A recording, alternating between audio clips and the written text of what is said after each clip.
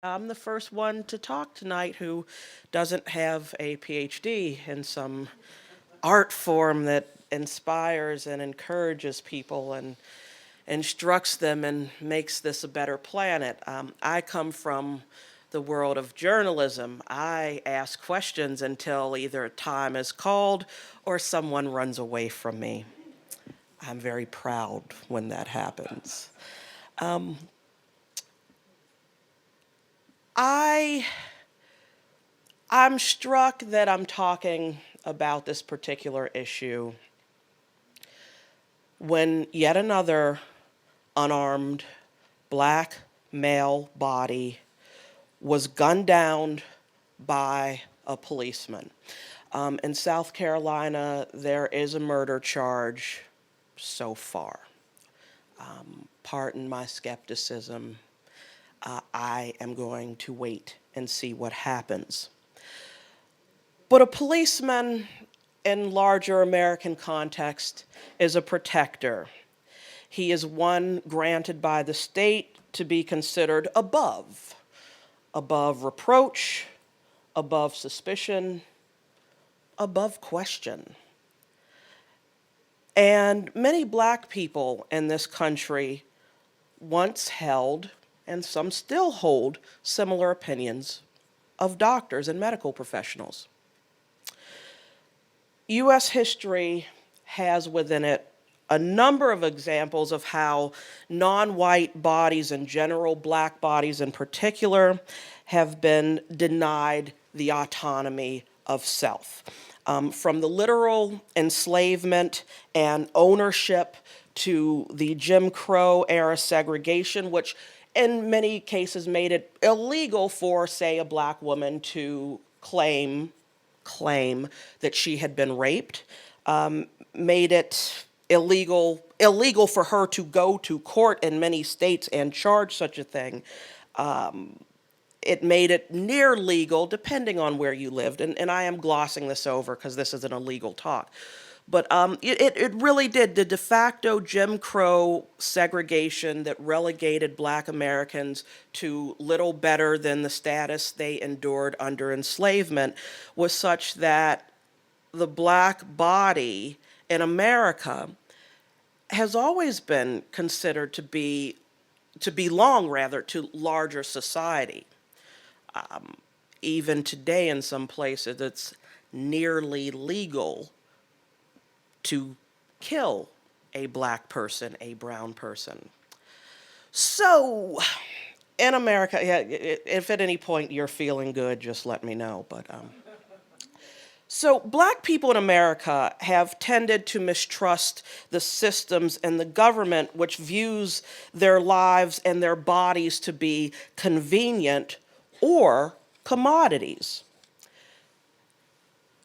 Throughout history and today, we do see this. Now, I argue that this is an issue of science, this is an issue of humanism, but most of all, I see this as an issue of science communication.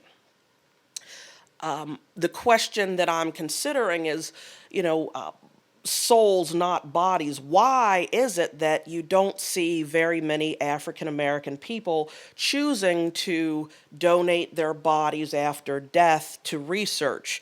I'll touch a little bit on it, why as well. While living, many black bodies do not donate themselves to scientific research and whatnot. And again, I'll come back to why I believe this to be an issue of science communication, and it's an issue that we humanists, we seculars, really need to be talking about, and we need to be considering. So, history is rife with these examples where black bodies were not treated kindly. Euphemism, sorry. The Tuskegee syphilis experiment, Tuskegee untreated in the black male, that experiment went on funded by the Congress that we, the people, elected from 1932 to 1972. I would wager that the majority of this room drew breath during some of those years. Secretary of State at the time, 2010, Hillary Clinton, apologized to the people of Guatemala because 60 years ago there was another syphilis experiment where syphilis was actually injected into some people. What they did is the U.S. government helped to fund a program by which prostitutes who were infected with syphilis were, I am having a hard time using non-judgmental language, but we'll just say this: the prostitutes were put in positions where they would infect soldiers, inmates, mental patients, and part of the research was, well, let's just see how the disease spreads. If in the population researchers were looking at there wasn't enough syphilis there, they just simply inject. We actually have a case where U.S. government infected people with syphilis. It happened in Guatemala. Cancer treatments. We know that a minimum of 88 Black American people were irradiated and told, this is a treatment that could help you. The Pentagon is funding it. We're doctors, trust us. And various rates of radiation were pumped into various folks. About a third of that 88 that's identified, those 88 that are named, died of radiation poisoning. Those are the ones that were on the books. Those are the ones that there's proof of. Enslaved women were butchered, brutalized, experimented on, sterilized, and killed so that J. Marion Sims could be considered the father of gynecology. His research led to developments and, truthfully, some treatments that came about because women whose bodies looked very much like my own, who were incapable of giving consent because they were property, they were not human, had to succumb to whatever he subjected them to. 30 plus surgeries in some cases. I, for one, speaking personally, understanding the history of it, researching it, I don't see that J. Marion Sims is that dissimilar from Joseph Mengele. That's Jamila speaking. So this is the context that colors the question, why is it that African American people tend not to say, okay, I want science to research on my body. I want to donate after I die so that all of humanity can benefit and advance. Asking a person with the history that I have in this country, why don't you participate in scientific research? I want to come back to the point I made earlier that this is an issue of science communication. And we humanists, we ethicists, we journalists, we people who care about other people need to be part of that conversation. My ancestral home, where my mother was born and my mother's mother and her mother before her, couple more mothers that we can trace, but my ancestral home on my mother's side is a tiny little hamlet called Union Springs, Alabama. The big city near Union Springs is, anyone guess? The big city is Tuskegee. So I was born in the late 70s in Pittsburgh, first one out of the family born, but anyhow.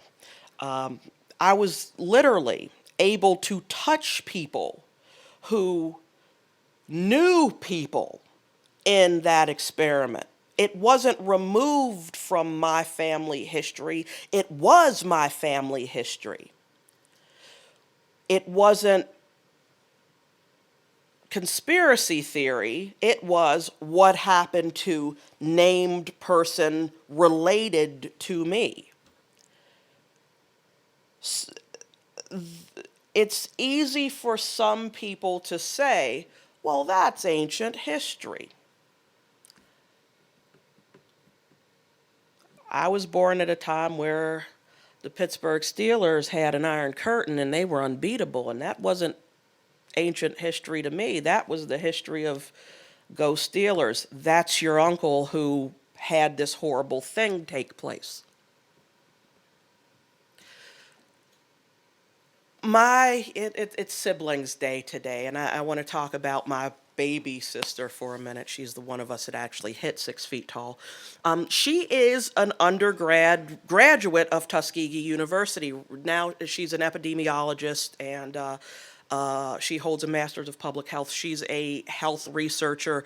Some of the research she did in undergrad and early graduate work went on to develop it's on the tip of my tongue, the vaccination that half of the family won't get for the HPV. Gardasil, thank you so much, yes. So I look to my own family to say, hey, we have actually kind of come full circle on this. And I think there are certain things that I would love to share to perhaps help to do a better job of communicating more widely about how people so oppressed, people so literally touched and hurt by this issue of mistrust of medical personnel, doctors, fear of vaccinations because what really is in that needle. It's not only about the issue of miseducation or not having any education. It is an issue of some people actually know the history and go, but aha, what about? I use my sister to point out that even though she is a theist, I am very proud of her, and her work is instrumental, and I hope will continue to be, in advancing the health and the lives of us all. What needs to happen is that we who care about these issues need to talk about the practicality to people who are not already there. All of humanity needs you. In particular, if you are talking to a woman who looks as I do, a woman who, if you go back in history, could have had grandparents enslaved in this country, humanity needs you. When we look at, for example, some of the most aggressive breast cancer that is the most resistant to treatment, I'm sure this room knows that that is triple negative breast cancer. It's called triple negative because it lacks certain hormonal receptors, which the cancers that are more easy to treat, you can target those hormones and the treatment works, hooray. But for young black women, and white women, Asian, Hispanic women get triple negative breast cancer as well, but not in the percentages that black women do. The relapse rates of that particular illness are vicious, and lives will be saved if there are women who fit the DNA profile to be most likely to get it, or able to join research studies, and perhaps after death say, well, let us look at what happened, let us study what happened so that we can help to eradicate this disease that hopefully someday no one else will succumb. Nobody's really talking in those terms. Nobody asterisks. I don't know every researcher. I don't know every, every inquiry, but I would love to see that a larger body of scientific communication going forth to the general public. If we look at the rates in the U.S. and abroad of autoimmune diseases, lupus, sarcoidosis, polycystic ovarian syndrome, these are diseases that, as a percentage, are more prevalent in Black and Latino women. If we are able to make the claim, we need you, we have ethical standards in place, we're not simply exploiting you. You can hold the key to helping more people survive. We cannot do this without you. You will see people being moved to act. And by act, that means joining clinical trials. That means body donation, tissue donation, and whatnot. I cannot continue to go on without mentioning the wonderful book by Rebecca Skloot, The Immortal Life of Henrietta Lacks. We know that story. Is there anyone in this room who did not do some kind of biology class experiment with HeLa cells? If you did not, you can just keep your hand down and you can be one of us and we'll all embrace. Black bodies have been essential to history, have been essential to this country, have been essential to this species, and we have to find a way to communicate such that the hurt, the oppression, the history can be acknowledged. Few people are asking for a blanket, oh, I want an apology from you, specific person, because that's not what it's about. It's not about anybody feeling badly and saying, well, I didn't, I wasn't, my family just arrived and fill in the blank year. These are things that really do get away from the fact that there is a larger necessity here. The larger community, the larger world community, can be helped by simply having some acknowledgement that things were not good in past years, but that as we stand and sit here today, science is at a point, medicine is at a point, humanity is at a point where we can be driven forward, us all, by being more inclusive and not shying away from some of those hard conversations that require acknowledging that there are people who are still hurt. There are people walking around, there are fewer and fewer of them, but there are North Carolina residents walking around who were sterilized by the state. There are prisoners today, some have been released, there are still some behind bars in California today who have been sterilized by the state because of some undesirable trait. Sound familiar, anyone? If we can acknowledge the medical experimentation,